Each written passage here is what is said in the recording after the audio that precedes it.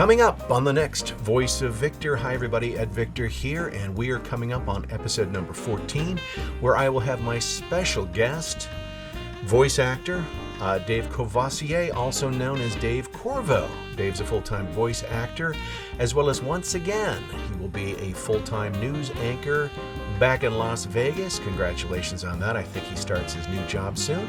Dave also founded World Voices organization, also known as AKA or WVO, to advocate for voice actors. He's going to be talking a little bit about that.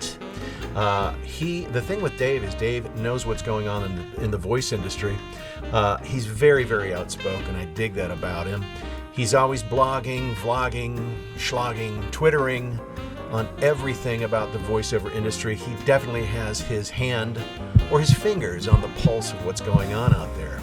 And I appreciate that. Again, we're going to be getting Dave's opinion on what's going on in the industry, and it's going to be a great show. We'll be taking viewer emails, and Dave's going to be answering questions very candidly. So I'm looking forward to that show. Episode number 14 is on deck, and be sure you subscribe to The Voice of Victor. I would appreciate it.